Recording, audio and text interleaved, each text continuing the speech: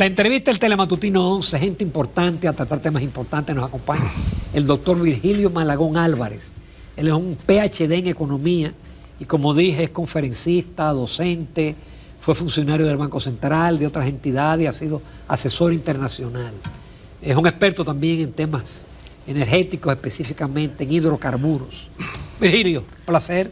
Bueno, muchísimas gracias por tu invitación aquí a tu programa y a Jacqueline también, gracias, obviamente. Buenos días. Nada, estoy abierto, foguea, echa para adelante. Sí, yo quiero comentar un artículo reciente, porque yo no me pierdo tus artículos. Lo que pasa es que por suerte nos pusieron en contacto en un chat recientemente. Sí, y ahora tenemos, le debemos eso a Ezequiel. De Ezequiel Molina, como no. Entonces tú dices, en medio de cifras que aparentan estabilidad macroeconómica, la República Dominicana enfrenta una realidad fiscal que exige más que maquillaje contable, requiere cirugía estructural. Somos una economía abierta, vibrante en turismo, exportaciones y remesas, pero también profundamente endeudada, subsidiada y desbalanceada. ¿Cómo llegamos aquí? ¿Cómo lo vamos a resolver? Bueno, el cómo se llegó... Sin las cifras. No. Es decir, ¿cuál es tu propuesta de lo que hay que hacer en la República Dominicana? Excelente pregunta, porque casi siempre la mayoría de nosotros pues vamos a la parte estructural, ¿verdad? Con las críticas, pero a veces nos dan las soluciones. Sí, sí. En este caso es bueno porque estamos ante una audiencia que hay y no hay economistas. Y si yo hablara en términos muy técnicos, creo que sería un poco injusto en este caso. Nuestro país, queridos dominicanos, es un país que se llama economía abierta. Depende mucho de factores externos para su prosperidad, como son remesas, turismo, exportaciones de zona franca, etcétera, etcétera, etcétera. Entonces, las economías abiertas que tienen una estructura fiscal orientada hacia una economía de demanda y no de oferta, y me explico, una economía de subsidios y no de oferta de trabajo a través de la creación de empleo y una estructura industrial altamente pródiga y sobre todo eficiente, obviamente cae en estas lagunas fiscales que hoy estamos viviendo en nuestro querido país. El marco legal bajo el cual se ampara la estructura fiscal dominicana es un marco legal que ya es obsoleto. Todo el mundo, sobre todo los organismos internacionales, hablan mucho, la presión tributaria. La presión tributaria, amigos televidentes, es qué porcentaje de lo que se cobra es parte del total de la economía, que se llama Producto Interno Bruto, para que entiendan los amigos. Entonces, obviamente, nuestra estructura fiscal, dentro de esa concepción, la presión tributaria, obviamente, supuestamente es muy baja en comparación con otros países. Pero ¿qué pasa? Gran sorpresa. Con los países que se compara nuestra presión fiscal son países que tienen estructuras de producción muy por encima de nosotros. O sea, sus exportaciones están muy por encima de nosotros. O sea, generan trabajo, generan riqueza, porque el que trabaja paga impuestos y por lo tanto el Estado se... Y no deberíamos ir allá, doctor. Correcto. Justamente aumentar la producción, las exportaciones, Correcto. Generar riqueza y hacernos menos dependientes Correcto. de cualquier embate. Cambiar de la economía de demanda a la economía de oferta. Es tan sencillo como eso. Entonces, ¿qué resulta? Cuando salió el primer intento de reforma fiscal, yo mandé un documento y lo leí en el Congreso y lo leí en la Cámara de Diputados frente a mi amigo Alfredo Pacheco. Y a los 4 días de haberse leído el documento y que yo lo circulé por todos los legisladores, sorpresamente el presidente retiró el proyecto. Coincidencia, pero lo que yo digo ahí son verdades muy duras. O sea, y se lo digo a mi hermano Magín, que ya se lo dije por teléfono cuando lo llamé para felicitarlo. Le dije, Magín, el problema no es el recaudo, el problema es el gasto en la República Dominicana. Hoy salió un estudio... ¿El recaudo es suficiente entonces? Sí, cómo no. Lo que pasa es que... Y la presión tributaria, por ende, es suficiente. Claro que sí, claro que sí. Entonces, hoy salió un estudio del CRES, muy interesante, en el Diario Libre, que yo le invito a que todos los colegas lo lean, y los amigos televidentes también, porque ahí se demuestra esto que estamos diciendo. El país tiene una estructura de subsidio a sectores productivos, ojo, viene la incoherencia. Porque un sector, yo me acuerdo cuando la famosa ley que creó la zona franca de Herrera, ¿usted te acuerda de eso? Sí. Que yo era en esa época asesor económico de lo que hoy es el Ministerio de Finanzas. Yo era del que se llamaba Secretaría de Estado de Finanzas en ese entonces. Pero ahí iban empresas que tenían 10 años de exoneración a pedirme que le extendiera el plazo del decreto. Pero ven acá, una empresa exonerada que en 10 años no sea autosuficiente, cierren eso. Y fueron 4 grandes industriales a verme. Y después fueron los doctores Balaguer a quejarse que yo estaba opuesto a extenderle el plazo de los subsidios. Entonces, ¿qué te digo? Nuestra cultura económica, que empieza a desarrollarse, yo diría, en los años 70, se orientó mucho al subsidio. Eso fue un error. Claro que sí. Pero que y la narrativa de que en otros países hay productos subsidiados y sectores subsidiados y que eso entonces con la industria local creaba una competencia desleal. Esa retórica no era en sí favorable, Sí, no era en sí pero fíjate, coherente. avalando parte de lo que tú dices, los únicos productos subsidiados en Estados Unidos son los agrícolas. ¿Por qué? Porque si tú creas, primero, hoy todo el mundo sabe que la maquinita, hablando en términos llanos de imprimir dinero, Y los de la Reserva Federal, ahora mismo hay un tremendo lío con eso en Estados Unidos. Porque la deuda norteamericana es 1.300 veces mayor que el PIB de ellos. Y eso ya decir que, o sea, el Producto Interno Bruto. Hablando en términos, quiere decir que si yo tengo aquí una cesta con 10 huevos, la cesta de la deuda tiene 1.000 huevos. 1000 huevos. Entonces, eso es insostenible. Claro, en Estados Unidos, con el mercado de valores, con razón, el doctor Fernández decía que la economía norteamericana era una economía de papeles, porque todo se desenvuelve en la bolsa de valores. Me acuerdo de aquella frase. Y es la verdad. O sea, el mundo hoy día, fíjate las crisis que hay en las monedas, buscándole vuelta. Y, qué curiosidad, el patrón oro otra vez estaba volviendo a ser considerado como referencia y olvidarse de aquella barbaridad de Richard Nixon y de Bretton Woods de abandonar el patrón oro para solventar las Hoy monedas. los bancos centrales están comprando oro. Ave María Purísima. Ave María Purísima. Pero bueno, entonces, volviendo a tomar el tema fiscal para cerrar ya, para no hacerlo muy cansón esto, la República Dominicana tiene que hacer no una reforma fiscal. La palabra reforma es obscena en estos momentos, y lo digo con responsabilidad. Lo que hay que hacer es una reestructuración fiscal, que es diferente. ¿Cuál es la diferencia, doctor? Las reformas acaban con todo, desde la ley orgánica de los impuestos hasta el marco jurídico de su ejecución. ¿Y las reestructuraciones? La reestructuración es, con lo que tenemos vamos a mejorarlo, a eficientizarlo y así aumentar, ¿verdad?, el nivel fiscal. Eso era el discurso del presidente Abinader años atrás, antes de ser presidente. Creo que decía sí. que con lo que había reorientado se podía manejar el país. Claro que sí. Pero Y de cuando Miguel, llegó, y de Miguel Seara Hatton. También, pero cuando sí. llegaron a sus respectivas posiciones se dieron cuenta, parece ser que no, que la impresión que tenían de que eso era posible no es posible, por lo menos como se tiene estructurada ahora mismo Mira, los gastos y las prioridades. el doctor Balaguer, dentro de su conceptualización de cómo debería ser la economía, cometió un gravísimo error. Y yo, estando yo en la Secretaría de Finanzas, que era don Carlos Selman, el secretario de Finanzas de ese entonces, se lo dije, se lo comenté. Aquí hay sectores que nunca debieron haber sido subsidiados, porque el patrimonio que ellos generaron es 10.000 veces más que los subsidios. Y había suficiente dinero para ellos llevar a cabo sus proyectos sin la necesidad del Estado. Tú le puedes dar facilidades primarias para importación de maquinaria, para construir, perfecto, eso no hay problema. Pero las exenciones al turismo fueron correctas. Sí y no. Ahí don Ángel Miolán tenía mucha razón.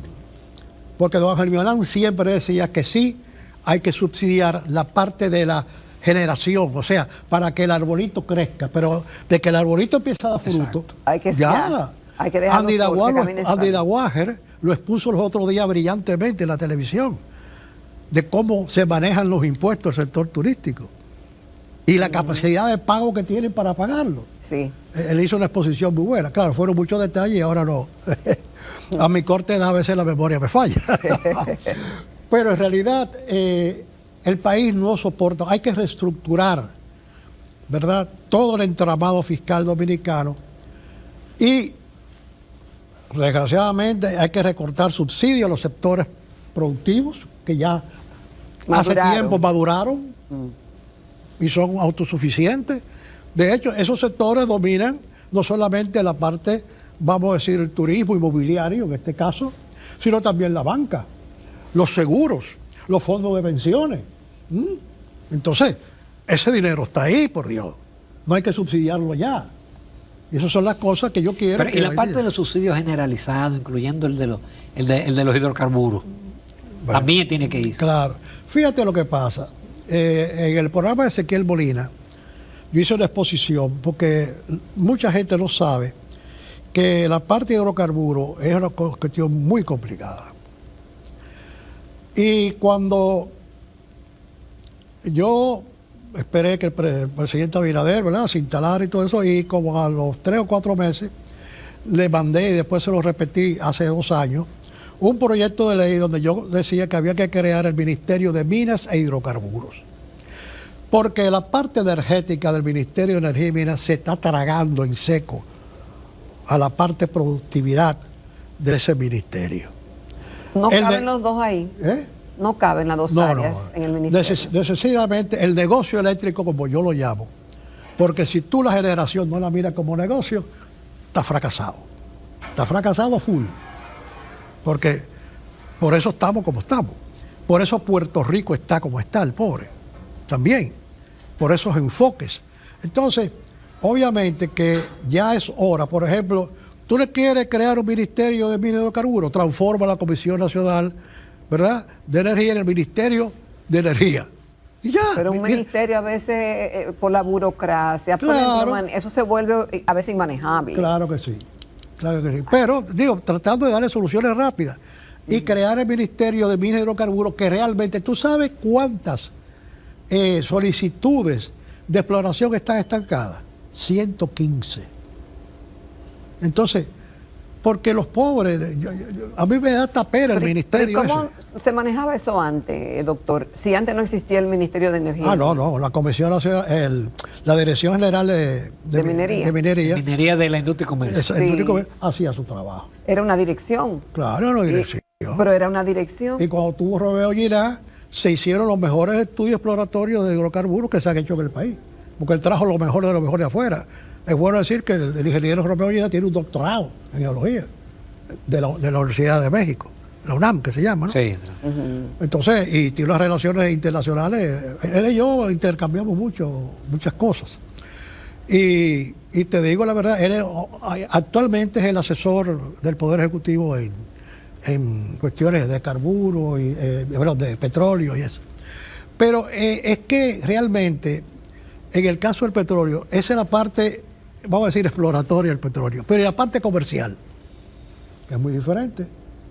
Una cosa es, yo hago un hoyito en el piso y salió un chiguete de petróleo, y otra cosa es que yo voy a hacer con ese chiguete de petróleo. Es muy diferente. Entonces, yo estuve en refinería junto con Arístides Fernández Zucco y me empapé muy bien de todos los problemas. Ahí aprendí yo muchas cosas que yo no sabía, obviamente. Por ejemplo, nosotros logramos, en la administración de Fernández Zucco, lograr reservas por casi un año, sin problema. Porque, señores, el negocio de los hidrocarburos no es de que yo llamo, Juanito, despáchame un barco que viene mañana. No. La compra a futuro. No. La planificación a futuro. Claro. Entonces, refinería tiene su boya, que es donde atracan los buques, obviamente, y todo eso, pero la gente desconoce que del momento que tú necesitas ese hidrocarburante, sea petróleo o cualquier otro tipo, tú necesitas hacer una serie de contactos. Y la gente no sabe que la persona más importante en ese negocio se llama el armador. Nada más hay 7 armadores en el mundo. Ese armador es el que ubica fuente, despacho, cabotaje, atraco, embolla y cobro. La gente no lo sabe. Y eso crea unos cuellos de botellas enormes, porque es por turno. Si tú eres el turno 17, tú eres el turno 17 para el armador, tú eres el turno número 1. Y a veces se complica mucho eso porque el armador tiene a su cargo todo ese tipo de responsabilidades, ¿verdad? Entonces, le digo esto porque yo ahora mismo estoy muy desconectado de la refinería y no sé cuál es la capacidad instalada de emergencia. He visto por fotografías aéreas que han hecho bombonas de gas, creo que 4 o 5 bombonas de gas más. Fantástico. Pero la situación con los hidrocarburos, aquí hay hidrocarburos y hay unas cuencas, inclusive hay lo que se llama la estructura del domo de sal, que en muchas regiones surge y debajo pues se protege ese hidrocarburante. Obviamente que hay. Lo que hace falta es una actitud más, yo diría, coherente y proactiva para hacer lo que hay que hacer con un ministerio de minas e hidrocarburos. Vamos a una breve pausa, Virgilio Malagón Álvarez. Te lo agradezco. Y volvemos con otros temas. Continuamos esta mañana en Telematutino conversando con el doctor Virgilio Malagón Álvarez, economista. Doctor, a propósito del tema quizá más importante en la economía dominicana en esta semana, hasta el día de hoy, es el tema de la tasa de cambio y las reuniones que han sostenido las autoridades monetarias con el sector financiero en vista de cierto nerviosismo que existe en torno al alza de la tasa del dólar.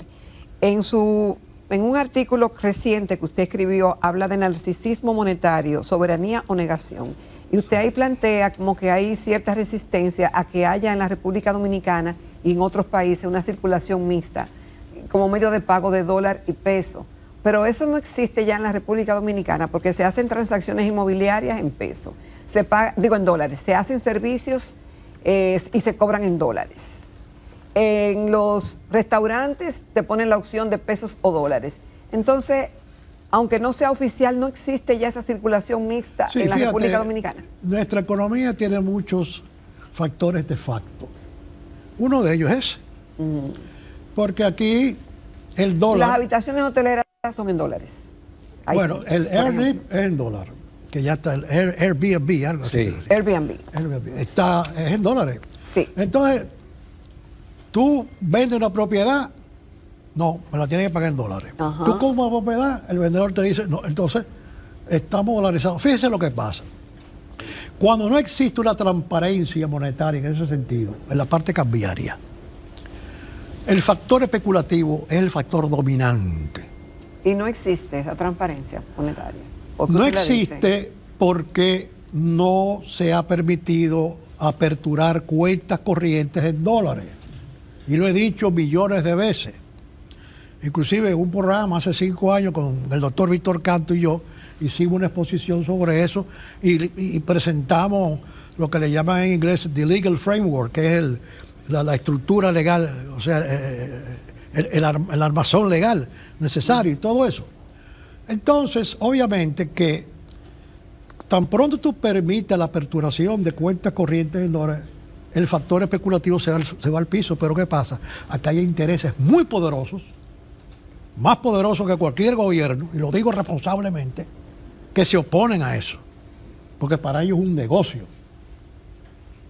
Dominar, manejar la tasa de cambio del peso por el dólar.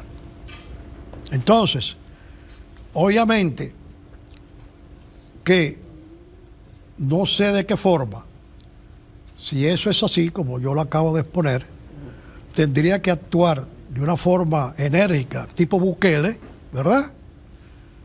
Para poder entonces normalizar el mercado. Yo les garantizo a ustedes, amigos televidentes, colegas, amigos, que tan pronto se aperturen las cuentas corrientes en dólares, el factor de especulación se va a ir al piso. Y va a haber baja sensibilidad de dólares, porque a veces tú vas a buscar dólares a la tasa que publica el Banco Central y el Banco Comercial te cobra